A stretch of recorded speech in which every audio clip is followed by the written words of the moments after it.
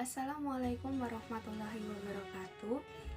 Kembali lagi bersama saya Azizatul Jannah, mahasiswi bimbingan penyuluhan Islam semester 6 di Fakultas Usuluddin Adab dan Dakwah IAIN Ponorogo dengan nomor NIM 303180009.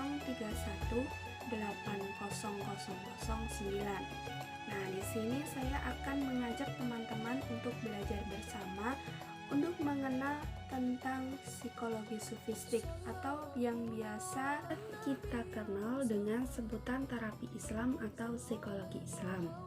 Nah, apa saja sih yang harus kita pelajari? Yang pertama, yaitu kita harus mengetahui dulu apa itu terapi Islam.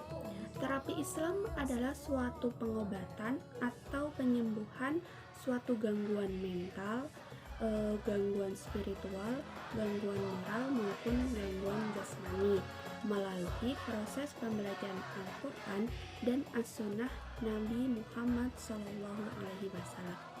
Untuk yang kedua, kita belajar tentang objek sasaran penyembuhan pada terapi Islam ini. Yang pertama itu pada gangguan mental. Apa saja sih gangguan mental, berhubungan dengan apa saja ya? Gangguan mental berhubungan dengan pikiran atau akal manusia. Misalnya nih, mudah lupa, terus sulit berpikir. Nah, itu adalah contoh gangguan mental. Yang kedua yaitu gangguan spiritual. Nah, gangguan spiritual sendiri berhubungan dengan agama, keimanan, dan kesolihan seseorang, seperti syirik, kufur, lemahnya keyakinan pada agamanya. Nah, yang ketiga yaitu gangguan moral atau akhlak, yaitu suatu keadaan yang melekat pada jiwa manusia yang tanpa melalui proses berpikir. Misalnya nih contohnya, gangguan pada perilaku yang tidak baik, terus tingkah laku yang tidak baik, pikiran yang kotor. Nah, itu termasuk gangguan moral pada manusia. Nah, yang terakhir yaitu gangguan fisik atau jasmaniah. Gangguan ini sebenarnya tidak semua gangguan jasmani itu dapat disembuhkan dengan terapi Islam, tetapi ada beberapa yang dapat disembuhkan dengan terapi Islam ini. Nah, seperti apa saja sih gangguan jasmani yang dapat disembuhkan dengan terapi Islam ini? Yang pertama, seperti halnya contoh di sekitar saya ya, gangguan jasmani misalnya seperti tidak bisa berjalan, itu ada terapi Islamnya tersendiri. Ada contohnya yang sudah mengalaminya di daerah saya, itu salah satu contohnya. Tapi tetap perlu diingat bahwasanya gangguan fisik atau jasmani tidak semua dapat disembuhkan dengan terapi Islam ya, hanya beberapa saja, atau yang mungkin ada pengobatan atau obat yang ada di dalam Al-Quran, atau bisa juga melalui terapi Islam dengan izin Allah, maka akan dipermudah dalam penyembuhan itu. Untuk yang ketiga, kita belajar tentang metodologi terapi Islam. Metodologi terapi Islam ini ada 3. Yang pertama yaitu metode ilmiah. Metode ilmiah ini didapat karena peneliti melakukan suatu penelitian dengan melalui interview, observasi, terus pengamatan secara langsung ke lapangan, wawancara, dan sesuai dengan hipotesis yang sudah ditetapkan oleh peneliti sebelumnya. Yang kedua yaitu metode keyakinan. Metode keyakinan sendiri ada 4 macam. Nah, yang pertama itu ainul yakin, yaitu memiliki keyakinan dari penglihatannya sendiri. Kita peneliti itu melihat dengan mata kepalanya sendiri tentang metode itu gitu.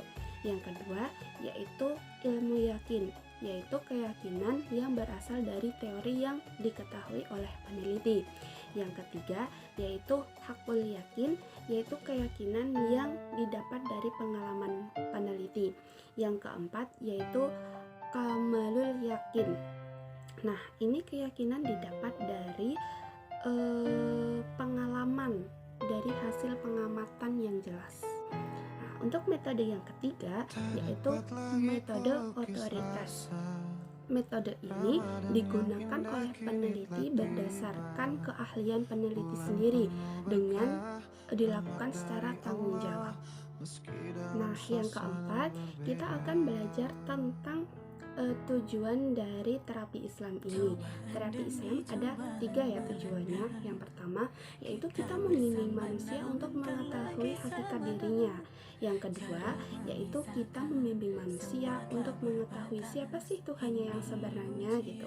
Terus yang ketiga, kita membimbing manusia untuk mengetahui rahasia Tuhannya itu apa saja, untuk belajar bersama gitu, untuk memahami bersama.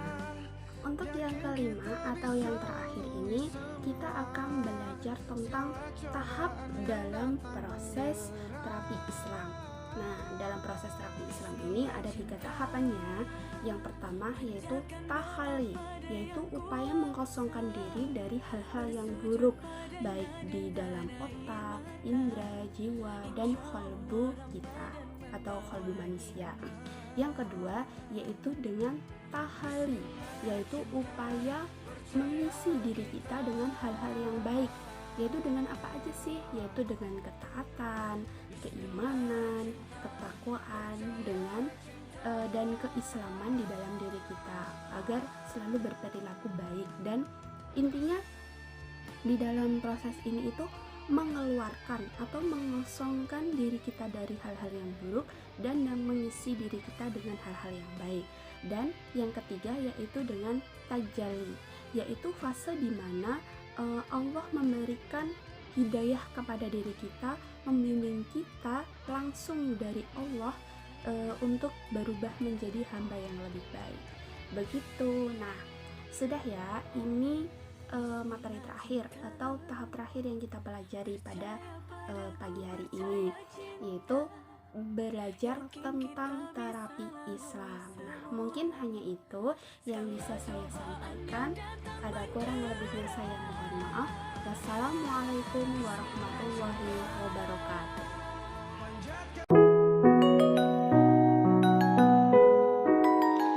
That the way